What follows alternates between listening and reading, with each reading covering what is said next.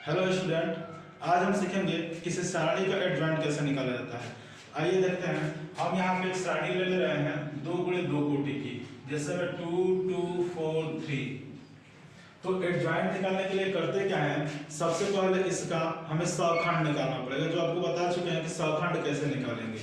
तो यहाँ पे देखेंगे, आपको बताया था कि सहखंड इस पूरे अवयव के लिए निकालते हैं, और आपको बताया था ये भी कि सहखंड को हम कैपिटल ए से दिखाते हैं। तो यहाँ पे A11 लिखेंगे। तो जो A11 जिस अवयव को लेंगे उसका पंक्ति और स्तंभ हमें छोड़ना पड़ेगा, जो बचेगा उसे यहाँ पे लिख देते हैं। अब एक बात और यहाँ पे ध्यान देते हैं कि इन दोनों को हम प्लस करते हैं यदि सम संख्या आती है। यहाँ पे देखिए, यदि सम संख्या आती है, ये I और J को जोड़ने पर यदि सम संख्या हो तो इसे हम धनात्मक में लेते हैं, और यदि इसी को जोड़ने पर यदि विषम संख्या प्राप्त हो तो इसे हम ऋणात्मक में लेते हैं। इसको हम I और J मानते हैं, जो आपको पहले हम बता चुके थे।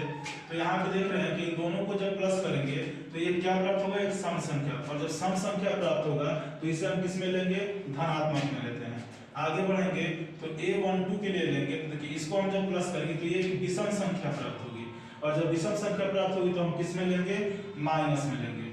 अब यहाँ पे देखते हैं कि 1 2 जो दिया गया है वो आपका पहला पंक्ति और दूसरा स्तंभ है, तो यहाँ पे बचा क्या, 4। आगे देखते हैं A21 के लिए, तो 2 और 1 कितना हुआ, 3, जो कि एक विषम संख्या है, और विषम संख्या होगा तो इसे हम पहले ही किस में ले लेंगे, माइनस में लेंगे। अब यहाँ पे आप देख रहे हो कि 2 और 3 के स्थान पे क्या है, 4 है, जो कि पहला स्तंभ है और दूसरी पंक्ति है। तो यहाँ पे बचेगा क्या, 2। आगे देखेंगे A22 के लिए, तो 2 और 2 4, जो कि सम संख्या है, और जब सम संख्या होगा तो इसे हम लेते हैं धनात्मक, इसलिए यहाँ पे धनात्मक ही लेंगे। लेकिन यहाँ पे देख रहे हैं 2 2, तो ये दूसरी पंक्ति और दूसरा स्तंभ है, छोड़ेंगे तो यहाँ पे बचेगा 2। तो ये अब निकला है हम लोग का क्या, सहखंड। अब हम करते क्या है कि इस सहखंड से एक अवयव बनाते हैं। सहखंड से बना अवयव, जिसको हम दिखाते हैं C से। तो जो अवयव निकाले हैं उसको अवयव में रख देते हैं, 3 -4 -2 2। अब क्या करते हैं, एडजॉइंट निकालने के लिए कि जो ये सहखंड से अवयव बना होता है इसका बस ट्रांसपोज निकालते हैं। तो जब इसका ट्रांसपोज करेंगे C' यानी एडजॉइंट A, ट्रांसपोज ही क्या रहता है, एडजॉइंट A। तो आपको ट्रांसपोज करना बताया थे कि जो भी पंक्ति है उसे स्तंभ के रूप में लिख दो, या जो स्तंभ है उसे पंक्ति के रूप में लिख दो।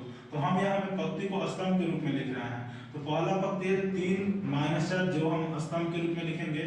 फिर दूसरा पंक्ति -2 और 2, इसको हम दूसरे स्तंभ के रूप में लिखेंगे, और यही हमारा क्या होगा, एडजॉइंट।